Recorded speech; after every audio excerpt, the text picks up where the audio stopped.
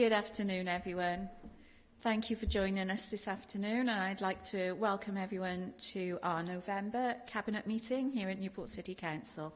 We start with item number 1 on our agenda today, apologies for absence. And I don't believe we've got any apologies today. Item number 2, are there any declarations of interest? We move then to item number 3, and these are the minutes from our October 2023 meeting, and they can be found on pages 3 to 10 of the packs. Are members content with the minutes? Is somebody happy to move them? Thank you. We'll move to the first substantive item on our agenda today, and that's item number 4, the September Revenue Budget Monitor Report. Now, the first report on our agenda explains the current forecast position on the Council's revenue budget and the financial risks and opportunities that present themselves within the July update. This is the second revenue monitor that has been presented to Cabinet this financial year, and it reflects an underspend of £3.5 million, which is a £0.5 million improvement on our July figures. The position takes into account the contingency budget and the anticipated in-year underspend against capital financing budgets. Colleagues, whilst an overall underspend is projected, it should be noted that service areas are collectively forecast to overspend by £3.5 million, and that excludes our schools. The update provides confirmation that some of the known risks, as at the start of the year, have materialised and are causing significant overspends, especially within children's services. However, as anticipated, it's currently proving possible to offset service area overspends with the general contingency and underspends within capital financing. So if we turn to consider the key areas that contribute to the position, we can see that some of these include an increased demand across key social care areas, including children's out-of-area and emergency placements. These two areas alone contribute to an overspend of almost £4.5 million to the overall service budget. Increased demand within adults' residential and non-residential service also contributes £2.1 million to the overall service position. This has, however, been offset by the overachievement of community care income as a result of an increased number of users contributing to their care. We're also aware, colleagues, that significant pressures are evident within housing and communities in relation to homelessness. Despite the Council allocating a significant budget increase for 23-24 to address the ongoing impact of the overspend incurred last year, costs have increased further and an overspend of £1 million is being projected. Now, as you'll all be aware, this is an area that's seen a significant increase in costs over the last 2 years, following the Welsh Government's policy aim to dramatically reduce homelessness. There are also forecast underspends against non-service budgets, specifically the general contingency and capital financing. Savings in these areas, as set out within the report, are more than offsetting the net service area underspends, resulting in an overall underspend for the whole Council. It should be noted that there is an anticipated shortfall against delivery of 23-24 on prior year savings of over £1.6 million. The two services responsible for the majority of the shortfall are adult services and housing and communities. Within housing and communities, it's not been possible to evidence achievements of this saving, especially given the overall overspend this year. And within adult services, while some proposals are proving currently difficult to achieve, it has been identified that previously unachieved staffing-related savings can be permanently offset against the levels of residential income being received from service users. And Cabinet colleagues, as you'll be aware from the recommendations in the pack, we're being asked to approve the environment that is required in order for this saving to be shown as permanently achieved. When we move to consider our schools position, As you all know, as schools' variances are managed via individual schools' balances, the overall underspend of £3.5 million does not include the school's position. And it's important to note, colleagues, that schools are collectively forecasting an overspend against budget of £5.4 million, which would see balances reduce from £14.4 million to £9.1 million by the end of the financial year. In light of the significant level of savings that schools will need to deliver during 23-24 and the level of recurring expenditure included within the £5.4 million overspend, officers will continue to closely monitor school balances over the medium term as part of the Council's deficit avoidance and prevention strategy. And colleagues, I'd just like to add that you will note that the report contains a request for us to approve the use of Transformation Fund to support the resources required to deliver various aspects of the Council's transformation programme. And this is predominantly the assets stream of work. The request totals £774,000 and covers a 3-year period. The report does confirm that there is adequate funding within the fund to cover this expenditure.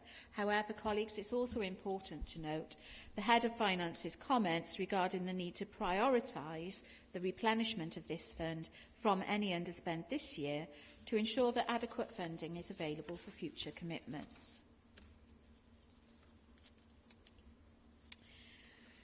So just considering the report that we have before us, now that the midway point of the year has been reached, some of the previously reported risks no longer exist, such as the NJC pay award for this year, which has been confirmed as being in line with previous expectations. However, some risks remain, particularly around demand-led services, which can show a high level of volatility. Therefore, there does remain the possibility that the position could change between now and the year end. Given that there is a risk that this position could change and an overspend or reduced underspend emerge, efforts must continue to be made to mitigate overspending within service areas and to bring the service area position back towards a balanced position by the end of the year. Part of the reason for needing to ensure an underspend is achieved is because of the current constraints on capital resources and the Transformation Fund. A revenue budget underspend is one way of assisting with this challenge. This reiterates the need for overspending service areas to take steps to improve their positions, and underspending service areas should continue to ensure that their positions do not negatively change during the remainder of the year. So before we move to the recommendations of the report, colleagues, I'll just pause there and open up for any comments that you may have. Deputy Leader? Thank you, Leader. It has to be noted, as you've already commented, that there's an overspend of reserves in our schools, which as Cabinet Member, I have to consider the risk that some school budgets might become unsustainable. However, I'm confident that our finance team, having worked closely with our schools to ensure that this risk is minimised, and I'm confident that currently all our schools are on course to set a balanced budget in the next financial year. That's with support being provided where concerns have been highlighted. The overspend on ALM provision represents increasing costs as well as increasing need. We recognise the rising number of children with a diagnosis of additional learning needs, and we understand the level of support these children require. We are incredibly grateful for everything that our schools do to support these children, but we are tied, however, by the funding and our financial settlement, which ultimately comes from the Tory government, where they use the Barnett formula, which does not account for those whose needs are greater when poverty and deprivation impacts on health and well-being. With little recognition of inflation and pay increases in last year's budget settlement, I am anticipating there will be no radical rethink next week. In fact, our austerity, politics of choice and necessity will no doubt be part of Jeremy Hunt's mantra. And in the meantime, our children in our schools are directly impacted by the lack of interest, lack of care and lack of additional funding that will come our way. We need a change in government. We desperately need an election, as this is the only way we will adequately fund our children and give them the support they need in our schools. This is not just in Newport.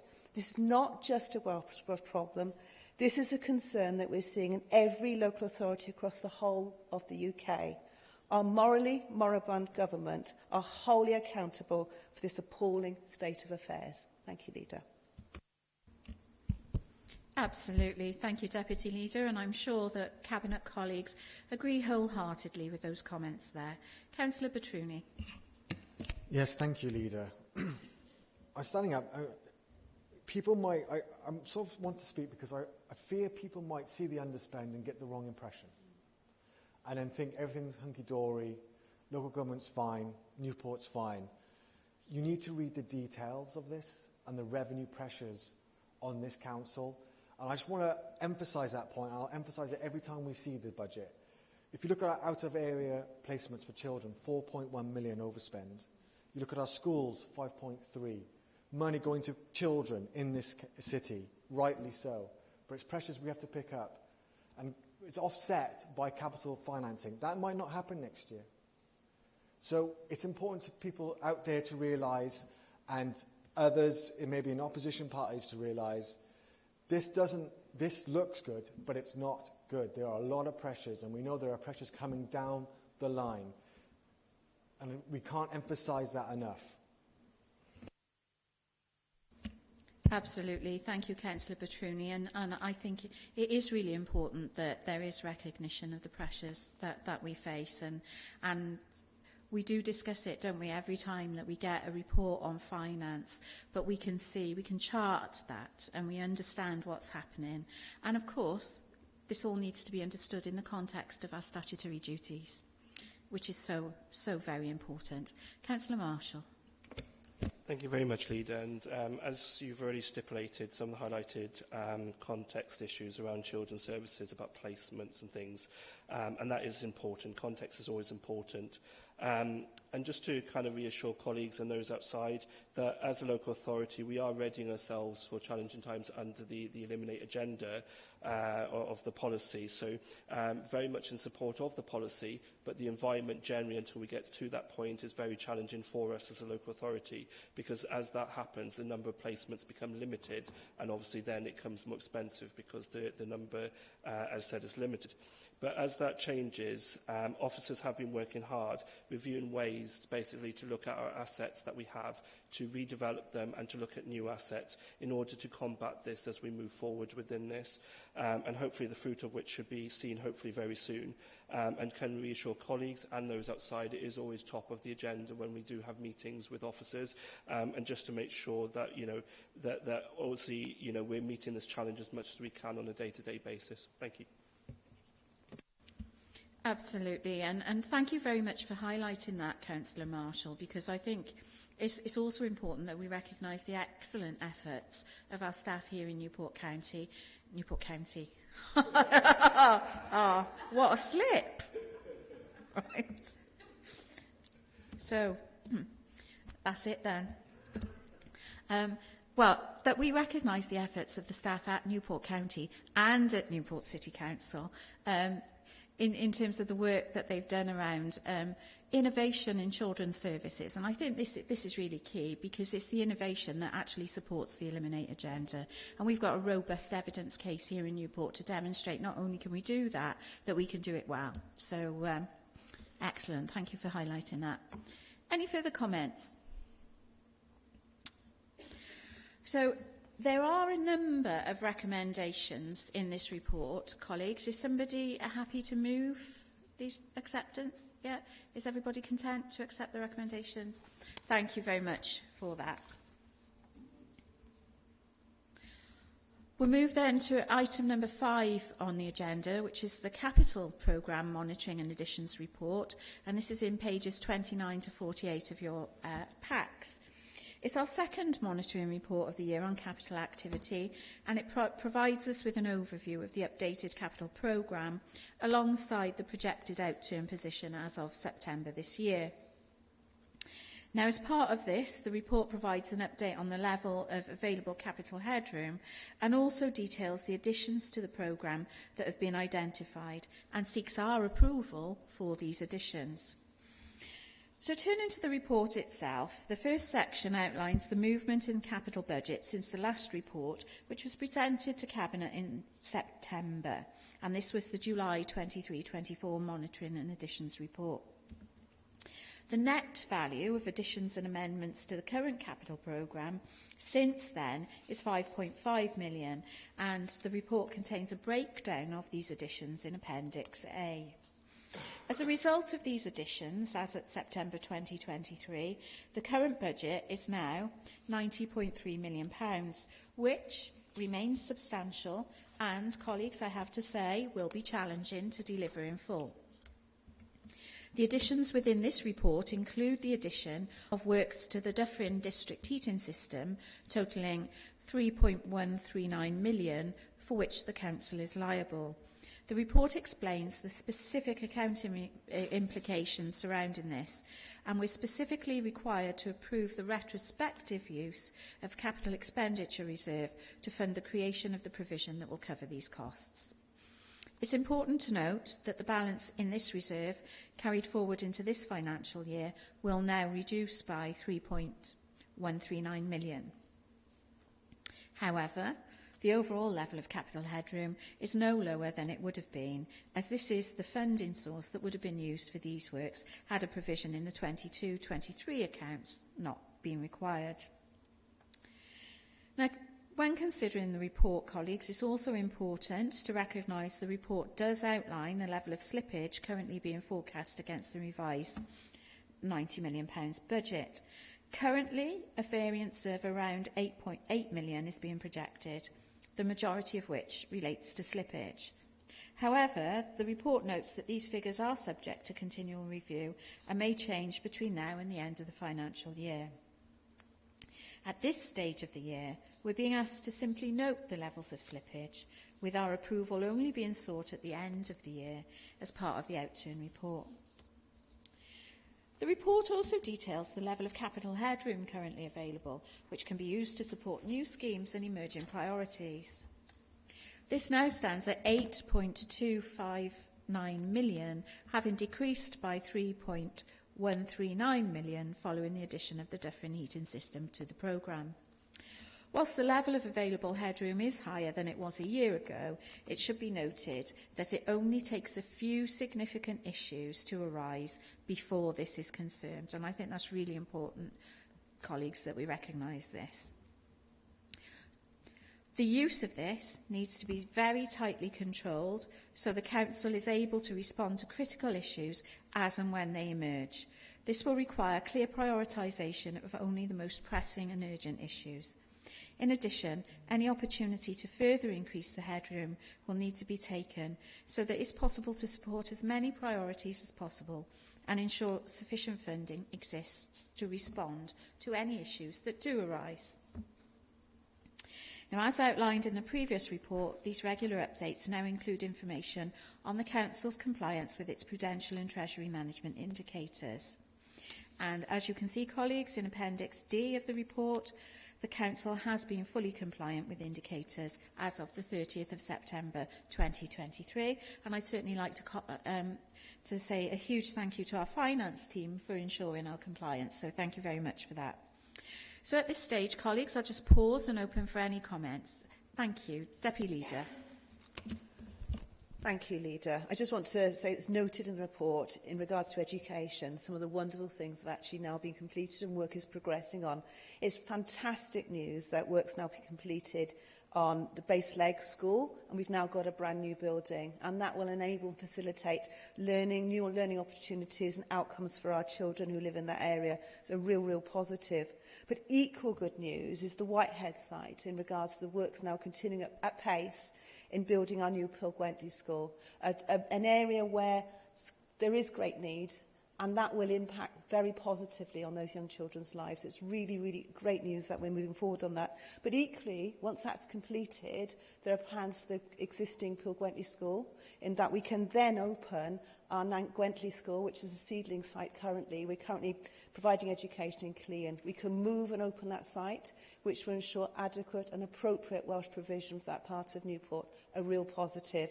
And it's great also to see work is progressing at pace in Tretyga Park Primary School, We're enabling and allowing that expansion to take place, which will facilitate learning for the children in the area. All positive news for our children. So as much as we have concerns about funding in regards to ongoing revenue, our capital budgets are going at pace and we're doing the right thing for our children in Newport. Thank you, Leader. Thank you very much for that, Deputy Leader, and I'm sure all Cabinet would agree with you on the points that you've made there. In these very difficult and challenging times, we continue to invest in our communities for future generations. So thank you very much for that. Councillor Batruni. Yes, thank you, Leader. I just want to emphasise that point. You know, despite the challenges, thanks to prudence from this Cabinet, from yourselves, from our brilliant finance team, we're investing in capital the highest we have for years. 82 million planned with a 90 million budget and 56 million initial budget for next year. That's significant investment at times where other councils are rolling back capital investment in their areas. And that is testament to this Cabinet, to yourself and to our finance team, and that should be applauded. Thank you very much for that, Councillor Batruni, and as you rightly highlight, that is a really firm demonstration of our commitment to the people of Newport, so thank you very much for that. Any further comments on this report? Are colleagues content to accept the recommendations? If so, would somebody move? Thank you very much for that.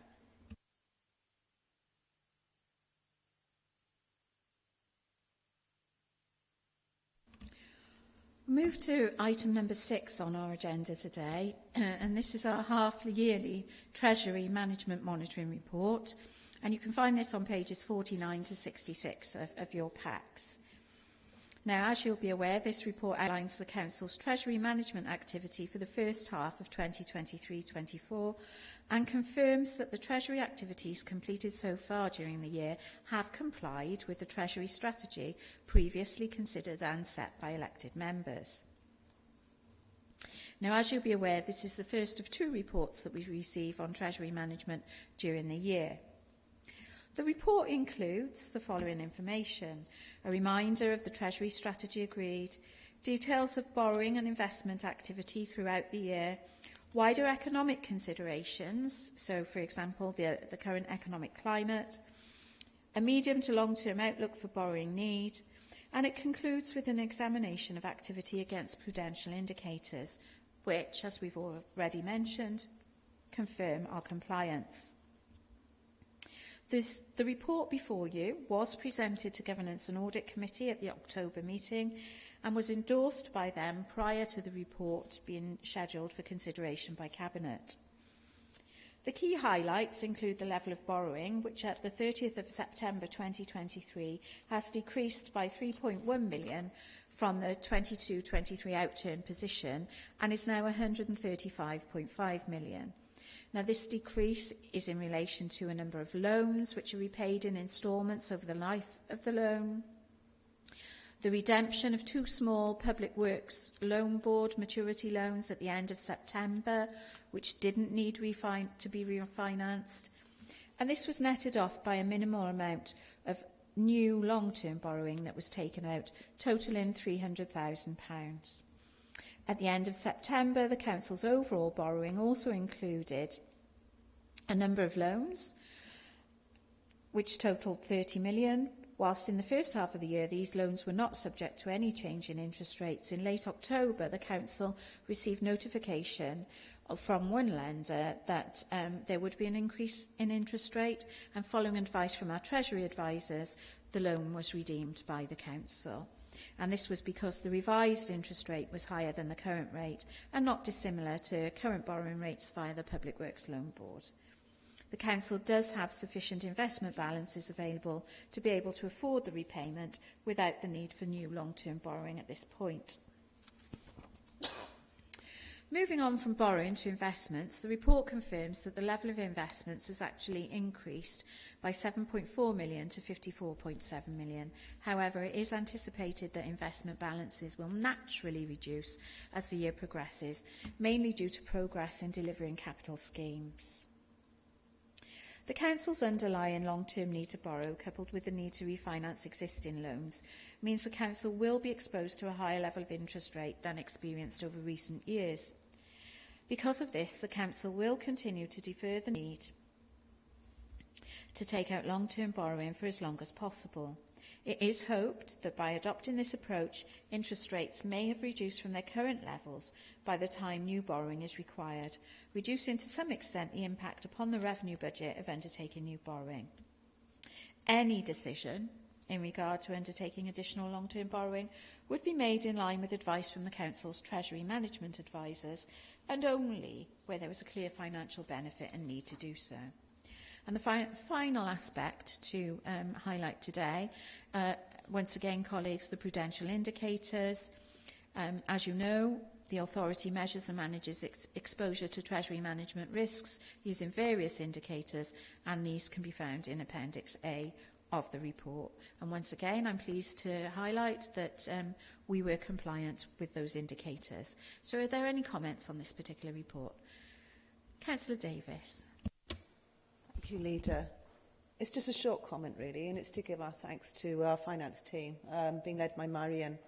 With prudence and care, we know that we're achieving a balanced budget. We know that we're appropriately taking care in regards to appropriate borrowing and investments, and we trust them to do the job carefully and appropriately, with our audit team and audit committee appropriately challenging and reviewing the work they do, but we're really grateful with the work they undertake. Thank you. Thank you very much for that, Deputy Leader. Councillor Petruni. Yeah, it's no accident we are investing heavily in capital, but also reducing the revenue pressures of that capital due to sound financial management by this council. And the internal borrowing mechanism is one of those sound ways by minimising the interest rates we pay, particularly at this time of bank rates going really high. And I accept in the report bank rates might have peaked, but we can't be entirely sure of that. You never know with inflation. It can just spike up, another war.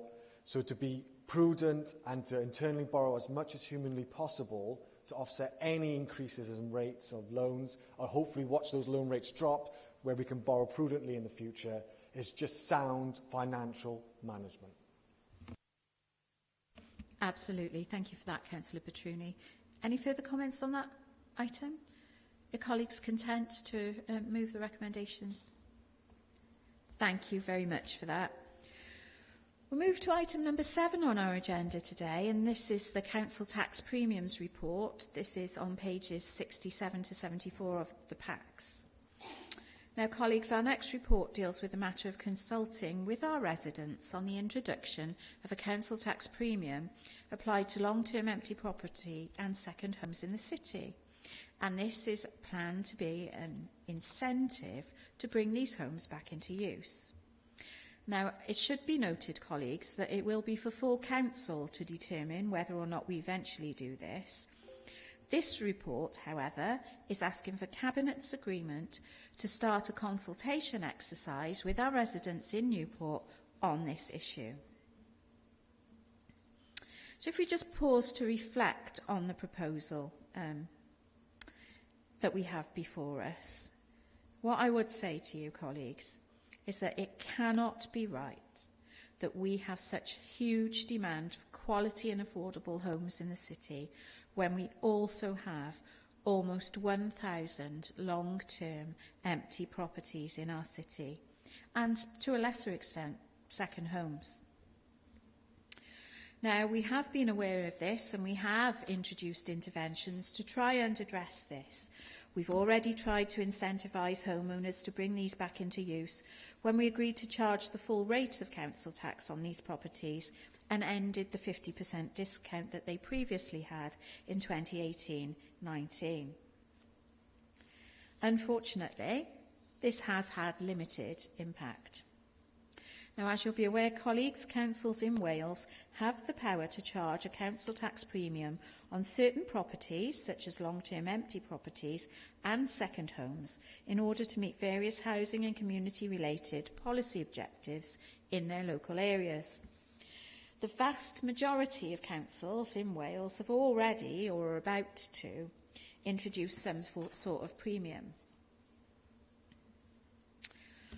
As a Cabinet, we have discussed this at length, and I think it's important now that we take forward into the public domain our collective wish to explore the use of these powers, and this report is the beginning of this journey in asking us to approve a consultation to be started on this issue with the residents of Newport. And this consultation will be available on the website for our citizens to engage with. Now, I'm sure there'll be a number of contributions to this particular item, so I'll just pause and Councillor Clark, Cabinet Member. Yeah, thank you, Leader. I think sort of you've mentioned a lot there, Leader, and demand of temporary accommodation. But I think sort of what needs to be mentioned as well, that this isn't just Newport. This is throughout the whole of the UK. And I would like to quote a line here. As a council, we are committed in transforming our housing service to meet the current pressures, to improve the outcomes for citizens, and to ensure that homelessness becomes rare. I quote that because, unlike the former Home Secretary, we don't believe this is a lifestyle choice.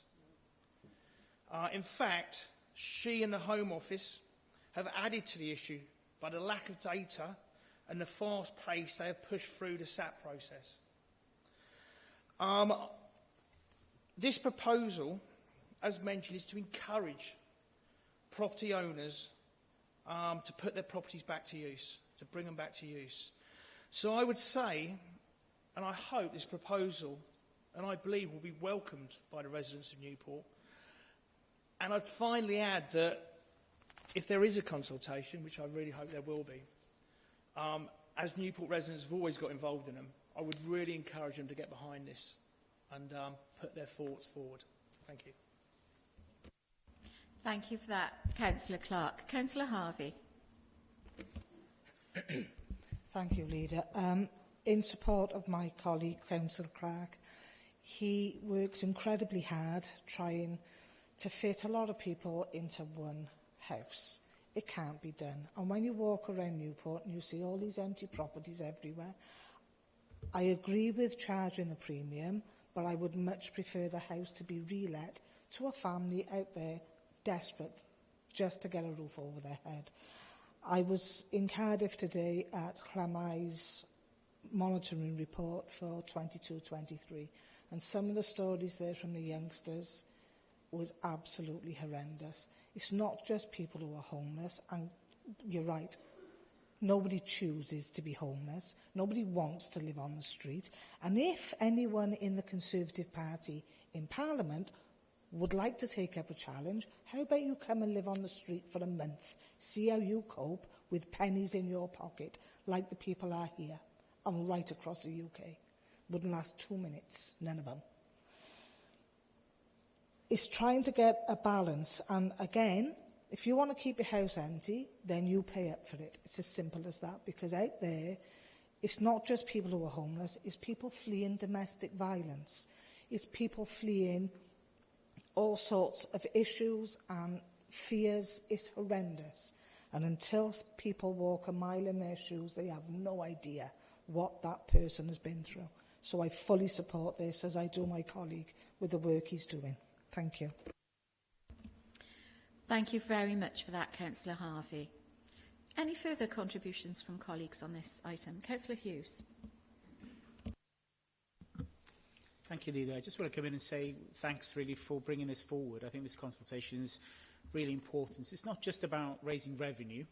The option is there potentially, but I think there's a civic duty as well there for people that own these properties to actually think about what they're doing with those properties as part of the city's regeneration. I think, you know, when we're working hard to change the way our city looks, it doesn't help to have the old building around that doesn't, you know, fit that sort of model. So I think there's lots and lots to be gained from this, and I hope the people of Newport see that. And like my councillor colleague, I'd sort of really encourage people to get involved in this consultation. I think it can make a real difference to the city that they live in and the environment that they live in. Thank you. Thank you very much for that, Councillor Hughes. Any further comments on this? I think the comments from colleagues today really reflect our collective concern about the increase in demand for quality and affordable housing across our city and the need to bring as many of these properties back into meaningful use as soon as we can. I think, like many councils before us, we want to consider all the options that are available to us in addressing these challenges, and the use of council tax premiums will inform our thinking on this in order to help us achieve our policy objectives. What's really important to note, and I think this takes me all the way back to November 2019, when I made a commitment to the citizens of Newport and to colleagues here in this chamber that this administration would be a listening council. And we do want to listen. We want to hear the views of the people of Newport on this issue, and we will be listening. We'll consider the results of the consultation and decide on this towards the end of the year, and if we, as a Cabinet, choose to take it forwards, it will be brought to Council in January. So, colleagues, are you content to approve the consultation on this proposal? Thank you for that. We move to item number 8 on our agenda today, the Leisure and Wellbeing Project Update. And this can be found on pages 75 to 82 of your packs. Now, colleagues, if I can ask you to cast your minds back, you'll recall that in February 2021, Cabinet approved the delivery of a brand new leisure and wellbeing facility on the land adjacent to the USW campus on Esk Way. If you just reflect back, colleagues, you will recall that this decision followed a public consultation exercise which saw over 1,000 people taking the time to tell us their views. And I'm pleased to say that there was overwhelming support for the provision of a new leisure and wellbeing facility. Now, I'm pleased to note the work on the detailed design of the new facility is progressing well, and the report presented to you today provides us with an update on this project. As you'll all be aware, the proposed new leisure and wellbeing facility replaces the former Newport Centre and will provide new, modern and accessible facilities for residents and visitors, complementing the wider sport and leisure offer which is available across the city. Now, as outlined in the previous report to Cabinet, retaining the former Newport Centre was not a viable option. It was the oldest facility within the Council's leisure estate and required significant investment. It was also the most expensive council-owned leisure facility to operate. The centre had complex and outdated plant systems and was wholly reliant on gas. Upgrading this building to achieve carbon net zero standards and comply with modern accessibility standards would not have been achievable without further significant direct capital investment from the City Council. The new facility is being designed to be carbon net zero in operation, and colleagues, we are advised that this scheme has the potential to be the first net zero carbon leisure centre in the UK and the first all-electric facility of this type in the UK. I'm pleased to note that the design team have also recovered materials from the Newport Centre for reuse in the new facility, including light fittings, timber panels and glass. And I'm excited to see how these will be repurposed in the new facility, which shows a true commitment to the circular economy principles. Now, colleagues, it's also important when we're considering this particular item and we're reflecting on our journey so far with the decisions we've made to highlight that the development of a new leisure and wellbeing facility on the new site also enables us to release the former Newport Centre site to Coleg Gwent in order for them to relocate their Nash campus to the city centre. This will be a huge benefit to our learners, who will have a new, modern and accessible campus within our city centre. Having over 2,000 students coming into the city centre will also bring more vibrancy and footfall to the city centre, supporting and benefiting our local businesses. Importantly, and I take you back to the previous consultation on this particular issue, our residents told us they wanted a new modern leisure facility and that they supported the reuse of the Newport Centre site for a new college campus. This is what we continue working hard to deliver, and I remain of the view that proceeding with the new facility is the right decision. The report that confirms to us that good progress is being made in delivering the new facility. Planning permission is in place, and early in the new year we'll see further enabling works being undertaken on the site. The tender for the main construction project is programmed to be released in February, with construction to start on site in June. The build time for the new facility is expected to take approximately 18 months. So I'll just pause at this point, colleagues, to ask for any contributions you may wish to make. Councillor Harvey? Thanks, Leader. As you quite rightly say, the people of Newport wanted this. 94% said they would like to see a new leisure and wellbeing facility. 85% indicated they supported the reuse of Newport Centre for provision for the college campus, and 74% said they would use the new facilities more often. As far as I'm concerned, it's a win-win, and the quicker it's done, the better. Thank you. Thank you very much for your contribution there, Councillor Harvey. Councillor Hughes? Thank you, Leader. So for many years now, I've been dismayed, I think, by our opposition's obsessive negativity about our city centre. It's worth noting that through an intensive period of recession, austerity and budget pressures, Newport has and continues to invest in its future. So the new carbon neutral, and that's an important part of this project, leisure complex, improved modern educational facilities and other exciting projects improving the infrastructure of our city centre will increase footfall when many other UK cities are struggling and in decline. Increased footfall also brings economic regeneration.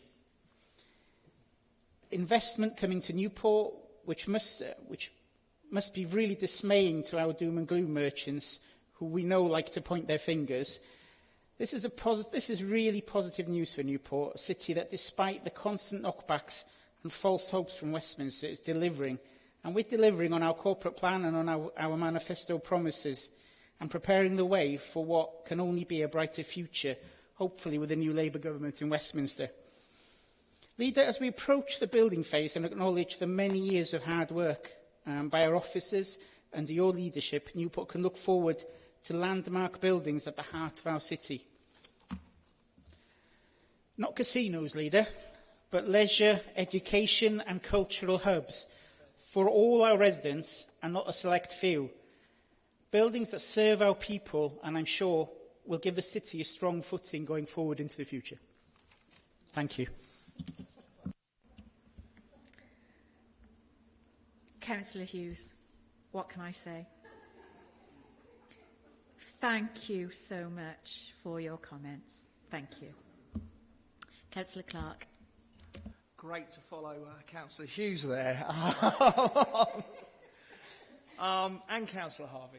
Absolutely. The points have been really well made. So I'm really just sort of jumping on the back and adding to it that, I think this is a timely update. I really do. And I think it has to be recognised, and as I said, the opposition, and it's sort of brushed over, which Councillor Hughes mentioned and Councillor Harvey, that the tough times we're in. We're really in tough times for everyone. And councils up and down the UK are struggling. They really are struggling, and some on the verge, if not going into bankruptcy, due to the cuts and lack of investment by Westminster. But here in Newport, we've had to make some tough decisions, as every council are. But we're still determined, this Labour council, to move forward. and this new leisure and wellbeing centre being part of that. And really, again, it's been mentioned, but I'll restate it. It will provide another attraction to Newport. We've got the market, and I know we've got other plans ahead. It will provide health and well-being for all. For all. And, as mentioned, it will increase the footfall for the city centre. So I think the residents of Newport, and I know they'll recognise this, that the tough times they're having, how can this not be a positive? Thank you. Thank you very much for that, Councillor Clark. Councillor Davis. Thank you, Leader. Well, I found an hour in my time this morning to get my hair cut. I hope it's all right. But I sat in a hairdresser's this morning, and I was having my hair cut, listening to the hairdressers talking about loss of business and trade in the city centre and their worries. And I was able to talk about the leisure centre. I was able to talk about increased footfall and what that will look like for them and their business. But more importantly, I was able to talk about the, as a consequence, would be the movement of Gwent campus, the Nash campus, into our city centre. And that would mean, with those students, 3,000 students, that increased footfall will improve their trade. But also, for them, specifically as a hairdressers, those links for training, for opportunities for those hairdressers who will be actually within that facilities to actually make those links and increase their training opportunities. And I actually left a hairdresser who actually has concerns, and quite rightly, but I gave him some positivity in regards to what's happening in Newport, that our businesses aren't forgotten, that we do care, and this will have a positive impact and make great changes. So, yeah. Good for Newport. It's great to see these happen. And I did have a good haircut. Right. So you got great haircuts, right? So we highly recommend hairdressing businesses throughout the city centre and in other areas in our communities. Right.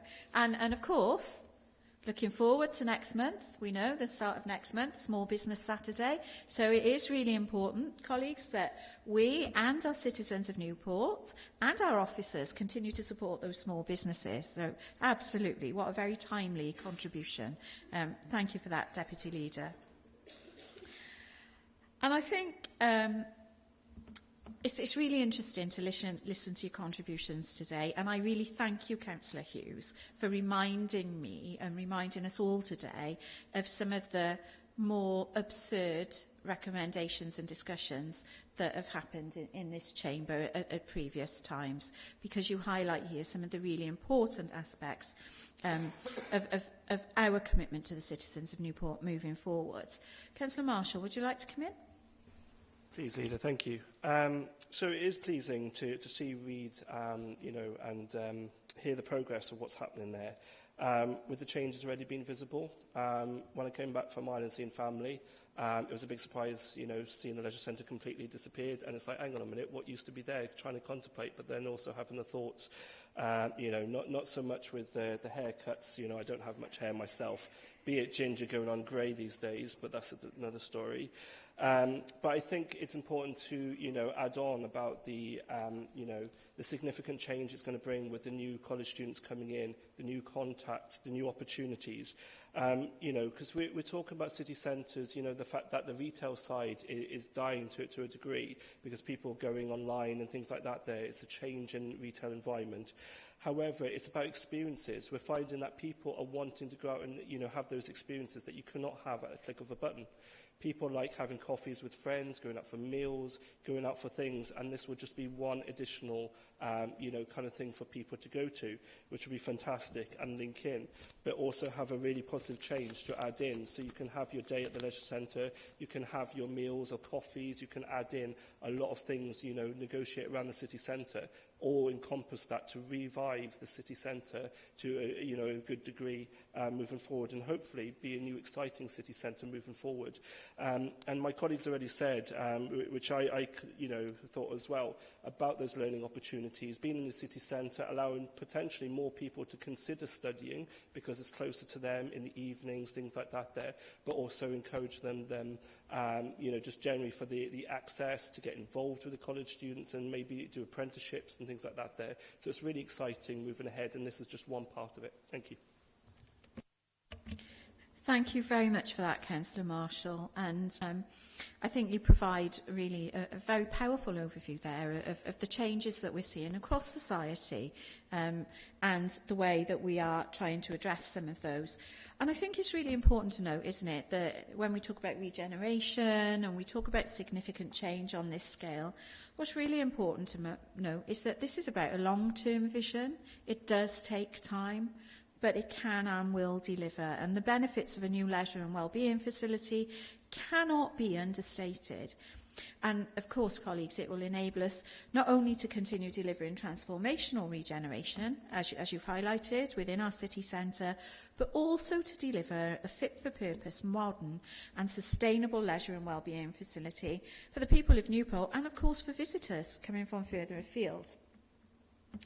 And what's important to me as I listen to your contributions to the discussion on this item today is how this discussion reflects our commitment as a Labour administration to community wealth building. And you know that our election manifesto was based upon the principles of community wealth building. And I think this highlights what we actually mean by that, in that prosperity is not just about economic growth. Of course we can help support economic growth. But actually, health and well-being is an important part of community wealth building as well. And that's exactly what we're trying to do here.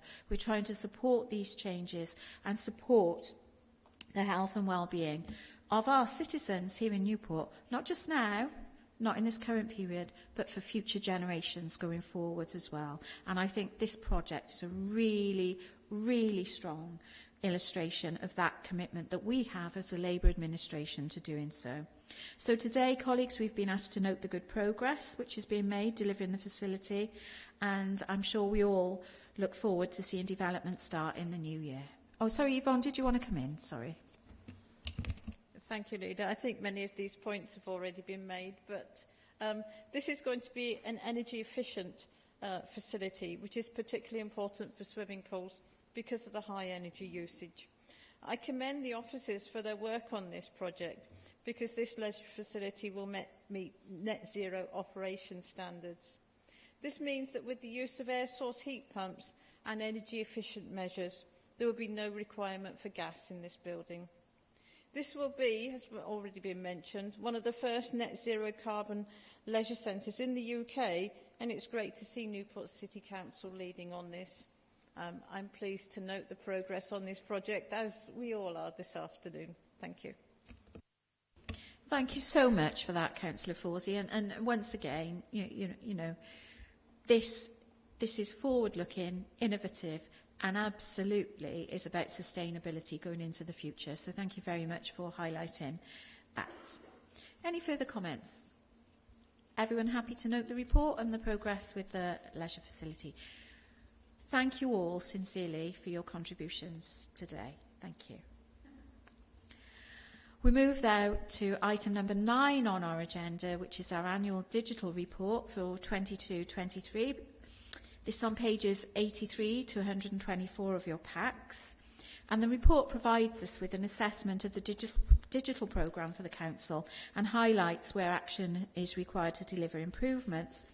It's our 4th annual digital report, and the first, which reports on our digital strategy for 2022-27, which was agreed by Cabinet earlier this year. The strategy is a key component of the delivery of the Council's corporate plans aspirations for digital infrastructure, skills and services, and will be an important aspect of the work that we do in terms of transformation and data-driven transformation of our services going forwards. Now, I'm pleased to note that the report was presented to the Overview and Management Scrutiny Committee on the 8th of September, where valuable feedback and comments were received. So the Council, like other organisations, does have an increased reliance on IT systems for effective and efficient service delivery, and we know, colleagues, this has been highlighted by the impact of the pandemic. This report highlights progress towards the outcomes of the digital strategy and is guided by important principles: innovation, data-driven, user-centred, inclusive, collaborative, secure and green.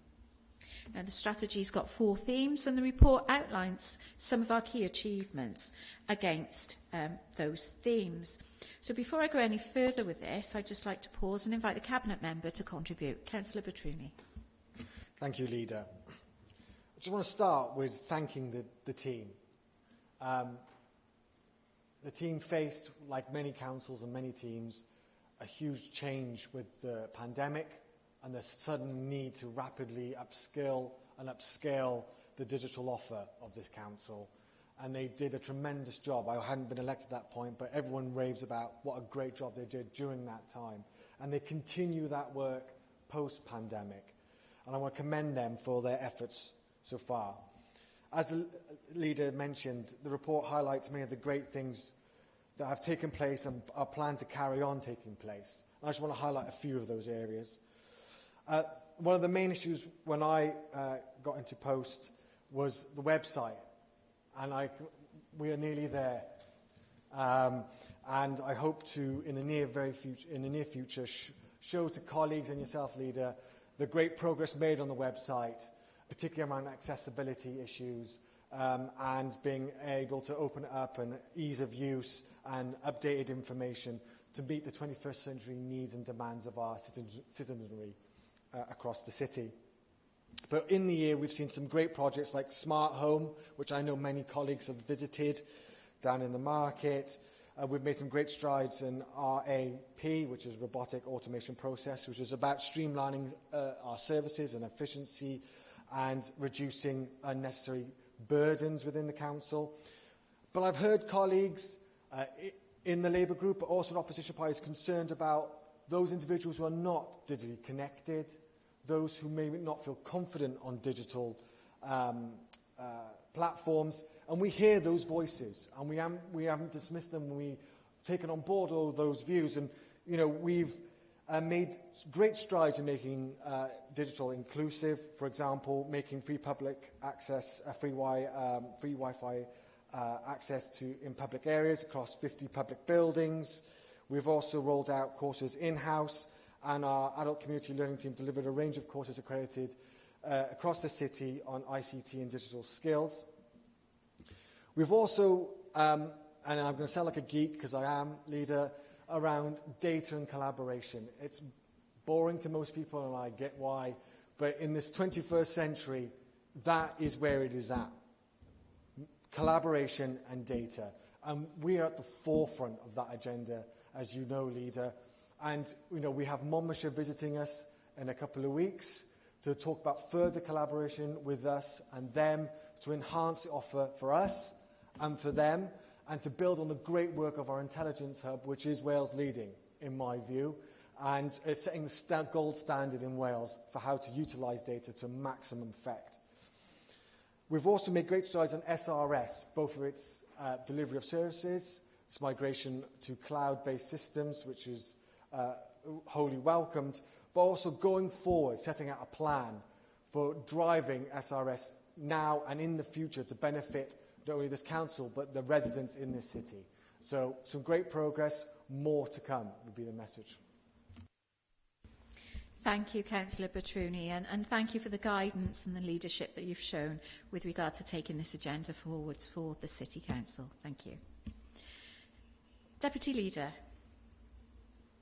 Thank you, Leader.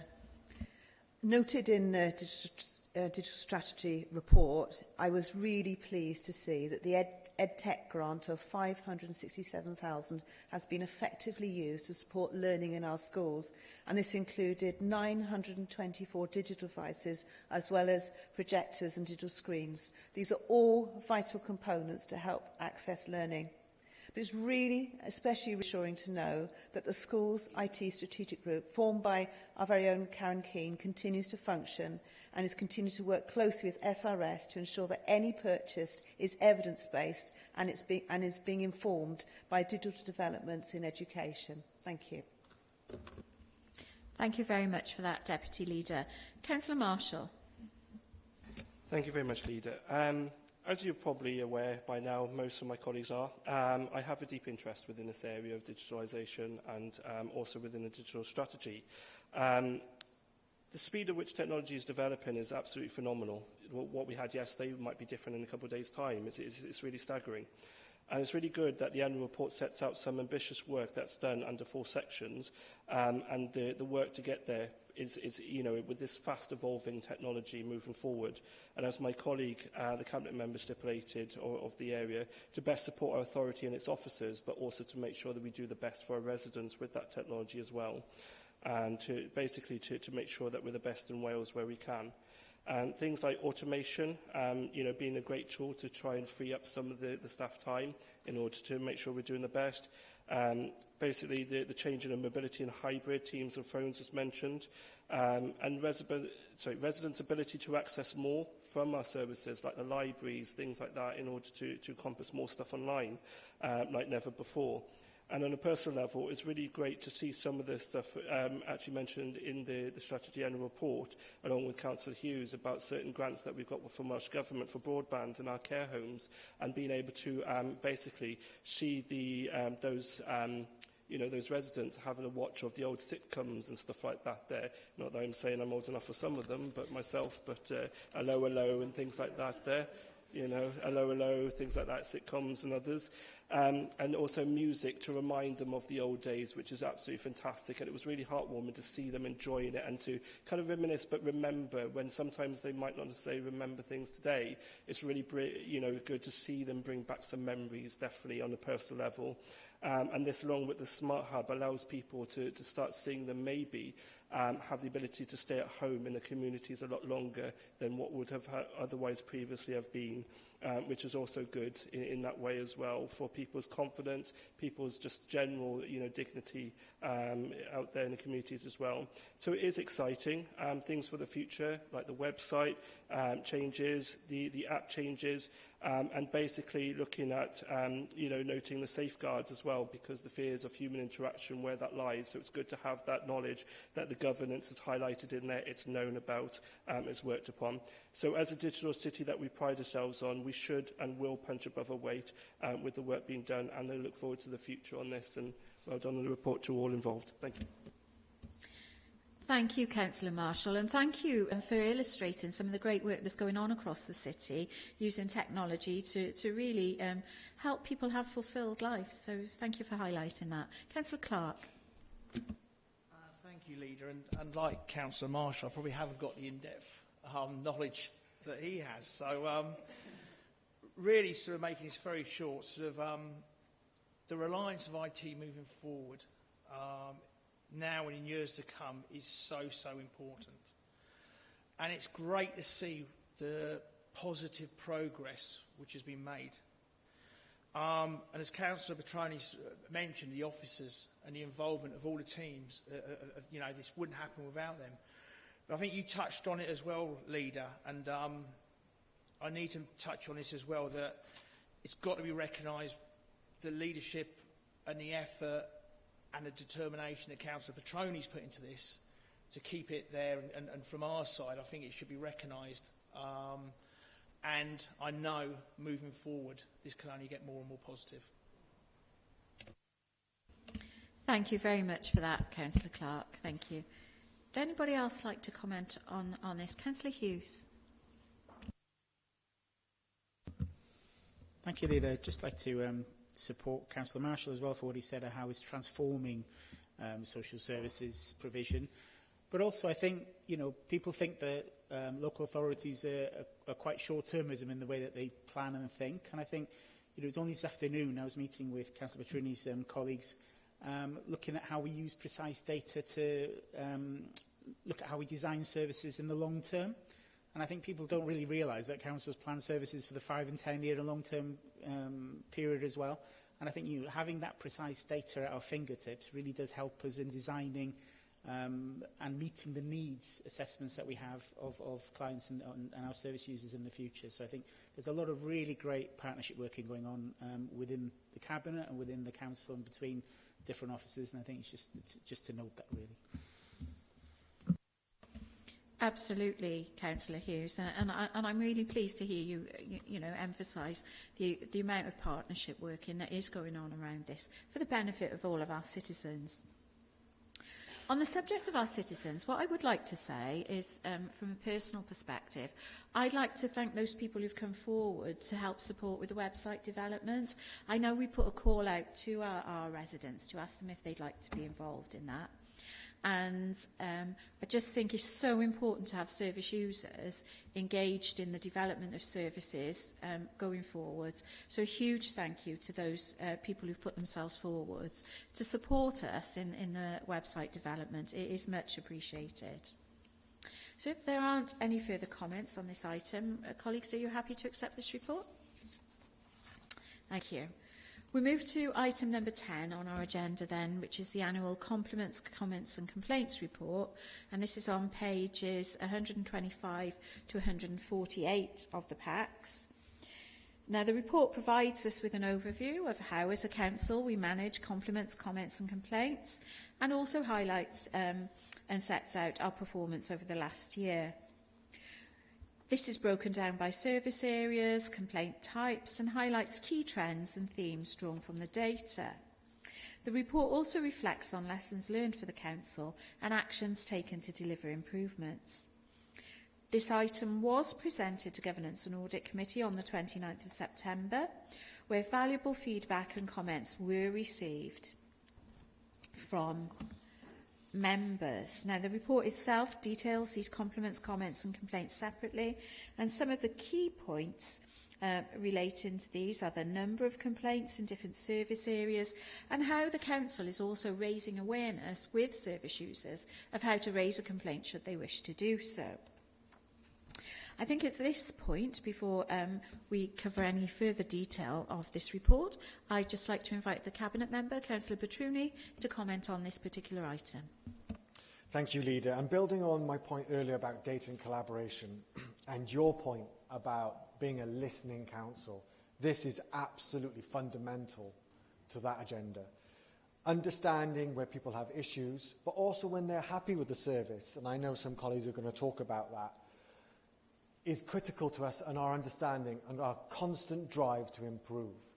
So to all those people who think if they complain they won't get anywhere, or if they say thank you, it won't be recognised or understood or read, it will be. It's carefully considered and it informs how we deliver our services and how we refine our services to deliver the demands they deserve, and we strive to deliver. So please, always say something nice. We always welcome that. But also, if you feel like we can improve in areas and want to make a point, please do. We want to hear from you. Absolutely. And thank you, Councillor Petruni, for emphasising that. Thank you so much. Deputy Leader. Thank you, Leader. I welcome the openness and transparency of the report. None of us want complaints. However, if they are actually being used as a lessons learned process, ensuring change mechanisms are put in place, it's a positive outcome for the complainant and for the local authority and for other residents. But as ever, we always welcome compliments. Indeed, it was a pleasure this week to pass on a compliment onto our refuse team, where a request was made for a blue bag, which was delivered less than 24 hours later. A minor thing to say thank you about, but massive difference to a family who wanted to be able to recycle and make sure they put their rubbish out correctly by the middle, by Wednesday this week. Well done to all involved. It is a small thing, but they can now recycle as expected. We're never quick enough to give compliments and to give praise when something's been done well. We don't hear enough thanks being given to our Newport City Council officers who work hard, regularly going above and beyond. And in these difficult financial times, we find ourselves with officers who care passionately about Newport and its residents, and they continue to do their best to deliver outstanding services with increasing limited resources. So I believe this is actual time to say thank you to our officers, because they do go above and beyond, and it's generally not recognised. Thank you. Thank you, Deputy Leader, and your comments there are supported by the entire Cabinet. Thank you for doing that. Councillor Lacey. Thank you, Leader. City Services has the highest number of complaints, but it also has the highest number of compliments. So indulge me, if you will, why I've got two that I've received that I'd like to read out, two from our resident. Here's the first one. I've never sent a compliment to you before, but as encouragement and appreciation, I'd like to say I live in the Altarine ward, and the new footbridge over the train station, it's very good. It makes walking into town from my house much nicer. I hardly ever went into Newport town centre before, partly because the pedestrian underpass was so horrible and I never felt safe walking in. The new station footbridge makes the approach into town feel safe and much more pleasant, so I am going into the town centre more often now, which is good for the local economy, so thank you for the footbridge. That was the first one. And following on from what the Deputy Leader has said about our officers going above and beyond, I'd like to pick this one up, which was sent into us. My 5-month-old baby had been poorly and was upset that I was upset that he started choking whilst I was driving along the Southern Distributor Road. I pulled over to get him out and clear his airway to get breathing again. Simon Locke, I believe he was part of the highway maintenance team, I'm not 100% sure, he was in a council van with some machinery on the back, pulled over and asked if I was okay. I told him my baby had been choking and he sat me in his van so I could give him the baby a drink. He then came and checked on us and made the baby laugh. I apologised for making a traffic jam and he said not to apologise, that the baby was much more important. He asked where I lived and I told him I was less than a mile from where we were. When I put my baby back in the car, he started crying again and Simon asked if I was okay and was I sure I was okay to get home, which I confirmed I was happy to. Simon, though, followed me all the way home. I'm not sure if he was going the same way as me, although I suspect he wasn't. He just wanted to make sure I got home safely. To say he went above and beyond is an understatement. I genuinely cannot thank Simon enough. I was so frightened and he was a calming and helpful figure during a very scary moment. Baby is fine. I'm very shaken up, but so comforting knowing there are people like Simon in the world. I hope the council is extremely proud to have Simon, like him, working for you. So I just wanted to feed that back and get it noted. Thank you. Well, thank you, Councillor Lacey, and I have to say that I'm quite overwhelmed by that. It's wonderful, isn't it, that members of the public have taken the time to write in and actually share that with us. And what a tremendous, tremendous asset to our City Council our officers are. So thank you very much for highlighting that. Any further comments on this? Okay, then are colleagues content to support the recommendations of the report? Thank you all very much for that. We move to item number 11 today then, which is our External Pressures Cost of Living report, and this is on pages 149 to 154 of the packs. Now, as you recall, colleagues, and I hear myself saying this, and I know I say this to you at every Cabinet meeting, but I just want to emphasise how important it is that this report is a standing item on our agenda, because it's so important not just to highlight some of these issues, but also to share publicly some of the actions that the City Council and our partners are doing in order to address these. Now, the report provides us with local and UK research information on how the cost of living crisis continues to impact on household finances. In Newport, for example, the lead reason for homelessness continues to be due to the loss of rented accommodation, and rising rent costs have the potential to further increase demand on our housing and homelessness services. And you'll all note that that was absent from the King's speech as well. So as a council, we're working closely with local and national partners to provide support, advice and guidance where we can, including promoting national schemes such as Warm Wales and the Welsh Government Help to Stay Equity Loan Scheme, launched last week to support homeowners who are struggling to afford their mortgage payments and facing the threat of repossession and homelessness. As always, colleagues, and I think an important aspect of this meeting, I'd like to take this opportunity to urge our residents who are experiencing difficulties to please reach out and contact the Council for information and signposting on the advice and support available. This can be done in person, it can be done by phone, or by visiting our support and advice pages on our website. Now, we've referenced our manifesto commitments in our discussions here today.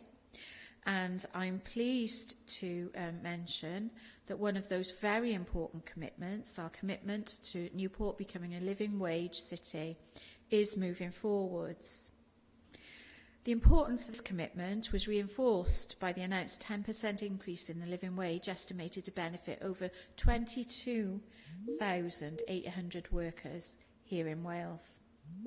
Now, I'm really pleased to say that our officers, who've been working with our partners and Welsh Government, have also made significant progress in moving on Ukrainian guests from their initial accommodation by finding alternative housing solutions.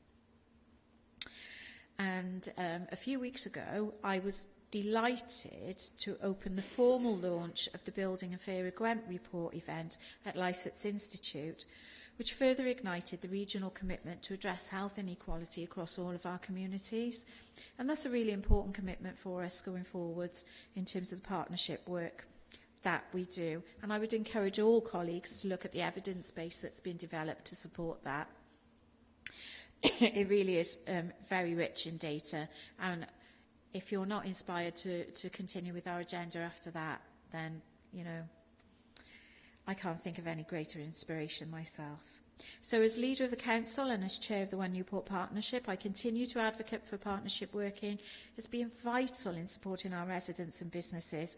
And I'd once again encourage anybody in need to access the support available. And this is not just about Newport City Council support, it's about how we can link with our partners as well across the third sector. And of course the public sector, our public sector partners, including the Health Board, Public Health Wales, Gwent Police, and of course the Police and Crime Commissioner. At that point, I'd just like to pause and open for any comments or contributions. Councillor Harvey. Thanks, Leader. Every month we all get a little bit excited and think we won't have to go to cost of living this month. And then reality kicks you in the face and here we are again. There are a lot of help out there. It's going on and on and on. We've got Newport Live helping out, mainly primary, once a month you can drop into. We've got the library in town that will help with housing. And the Living Wage Foundation, as you've just announced, Leader, a 10% increase. It makes a huge difference. Again, I just can't thank our staff enough. The work they put in. And if you put yourself in their position, they're answering calls to people who are at their lowest. They're crying, they're being made homeless, they can't afford the rent, the bills, the kids haven't had no food, they don't know which way's up. Our officers obviously take that home with them as well. And I think we should recognise the work they put in, what they do for the residents of this city, and they're not even known. It's just somebody answered the phone. Who did you speak to? I don't know. So for me, it's a massive thanks to our staff because they are, as you know, phenomenal. There are winter fuel payments going out, there are other payments going out, but again, and I say it every single month, pick up the phone.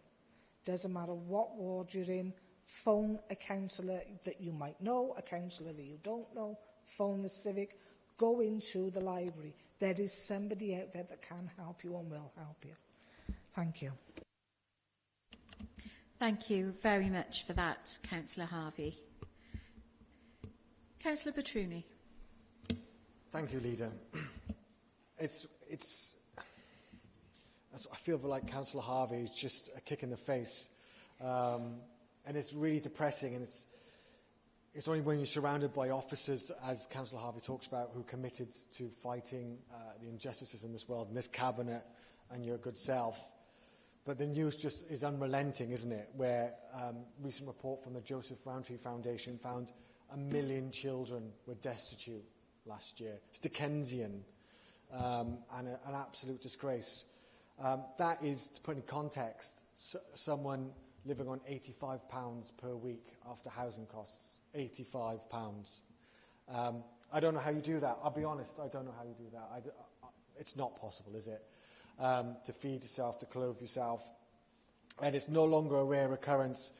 And we talk about politics here, but the Liz Trust budget has a direct link to this. We cannot, let them off the hook for that.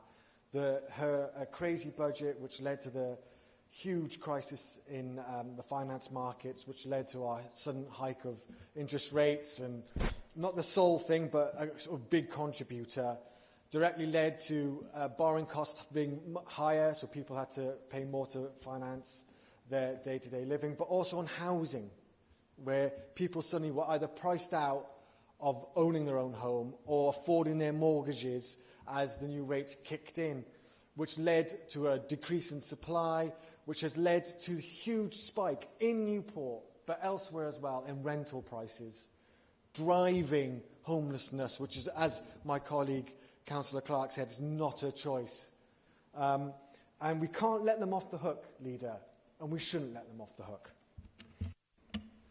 Absolutely, Councillor Petruni. They should be held to account. Absolutely, 100%. And will be held to account very soon at the ballot box, we all hope. Councillor Marshall. Thank you very much, Leader. Obviously, there's no other way to put it. Obviously, this time of year does experience some type of financial abuse within homes. So it's just to say, if anyone does experience that at home, please do reach out. There's fantastic work being done with the council, with partners, hairdressers and others are having training about how to pick up on, how to talk to, how to signpost, how to refer. So please, if you're affected in any way, shape or form, please do seek that support, especially, at this time of year, and please seek that support and don't feel that you can't speak to anyone. There is loads of people to speak to on that side. And with the cost of living side of things there, fantastic Welsh Water event the other day in the riverfront. Loads of advice going on, loads of advice on the day-to-day. Have a look at websites, things like that. There's always support there. Don't be afraid to ask. I know sometimes that feeling of shame. It's not shameful. We are all part of the community. We're a wider family. We want to support each other. So please, do speak out and do get that support. And it's looking, with some of the stuff my colleague just mentioned, the true meaning of Christmas, there's many free events that people can attend to as a community. There's things like the carol services, which hopefully we're famous for within the Gare ward in Maesglas and Gare. All more than welcome to attend and sing. Get your singing voices.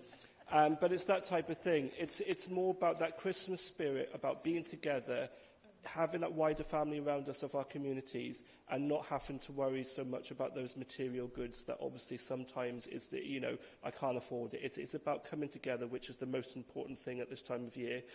So again, the other one I will finish with, and to try not to be negative, but those that work within our shops, work with others, please be positive with them. It's a hard job sometimes. They're working 2 jobs, sometimes even more. Please be, friendly with them. Just be aware that there's other things potentially going on in the background and just obviously support them as much as we can all together. Thank you. Absolutely, and thank you very much for that contribution there, Councillor Marshall. Thank you. Councillor Clark. Thank you, Leader. Again, really sort of just reiterating what's been said. But I'd look at this week, for example. Westminster, Braverman out, Cleverly in. You've got Cameron back on the scene. All the headlines. How does that happen? How does that help the cost of living crisis? Where's that conversation this week? Where is it? The headlines within the media. It's a circus show, but they've forgotten the people. And I saw a stat, 129%. Some foods have gone up in the last 5 years, 129%. I'm sure Braverman, Cleverly and Cameron are not of any acknowledgement of that. It's not going to affect them. And what I would say, and it is, I know we do stand up, and it's hugely important to us, but I would say we're going into the months which can be so emotional. You can have so much financial pressures on families in the months we're going into. But we are here. We are here for you. Just get in contact. As it's been said before, please get in contact. It's so important. You're not alone. Thank you. Thank you for that, Councillor Clark, and an important reminder to us all. Councillor Hughes. Thank you, Leader. I think I could choose a dozen people to thank and charities that are doing their bit in Newport now, maybe hundreds even, but it probably seems opportune at this moment just to thank really it's the right time of the year. Just to thank all the people that got involved with supporting the Royal British Legion over the weekend. I know it was a very proud moment for all our colleagues here. And the reason for that really is, we often associate the Royal British Legion with collecting for the Poppy Appeal, but what a lot of people don't see then is the work that goes on after the Poppy Appeal, the work that they do in supporting our veterans and their families in the community, and that's the work that they've begun now really moving forward. And certainly, that work is incredibly valuable during a cost of living crisis. And I just want to thank, all the people involved as well in Newport City Council who helped a lot of those activities take place over the weekend. It was really important, especially in my own community, obviously in Killeen. We had strong support, and I'm really happy. And the stuff that we were able to do will actually help the Royal British Legion carry on their work throughout the year. So thanks very much. Thank you for that, Councillor Hughes, and what a really strong example there of the value of the volunteers and the contribution that they make. Would anybody else like to contribute on that item? No? As you were speaking there, colleagues, what I was reminded of was an event that the Deputy Leader and I attended last week. So we went along to the Let's Connect event, which was held upstairs in the market. And we were just overwhelmed, really, overwhelmed by the positivity of everybody involved in the event, but also the range of support and advice and assistance that was on offer there. And I'm really proud to say that event was created in partnership by our community connectors, with our Communities for Work Plus employment team, and our community engagement team. And the idea of it really was to form a pathway for our residents to know where to go and where to turn if they needed any guidance with government departments, organisations, whether that was for childcare, early learning, education, housing, tax assistance, employment, health and well-being, for carers. And what it's important to highlight, it was a really accessible event, and an event for people who may not always be able to access information online, and we've touched on that today, haven't we, how we have alternatives available to people for that. It was absolutely outstanding, and I think we spent a great deal of time there when we'd only scheduled in we scheduled a reasonable amount of time, and what we actually did was spent a long time there. But it was so good to talk to everybody about the work that they do and how they're engaging with supporting our residents. So a huge well done to everybody for putting that event on. And what's really important about that is that possibly what all of those officers involved in that event don't realise is their work every day touches the lives of our citizens and actually makes a difference to the lives of our citizens. And so a huge thank you from us all, really, for their continued efforts. And I just wanted to highlight that because it was such an excellent event, and I look forward to attending more events like that in the future. And thank you, Councillor Harvey, for the oversight that you've had of that. Much appreciated. So obviously that concludes our discussion on that particular item, but as always, colleagues, we will return to this next month. The last item on our agenda then is our forward work programme. Are colleagues content to accept this? Yep. Thank you very much, and thank you all for your contributions to our discussion today.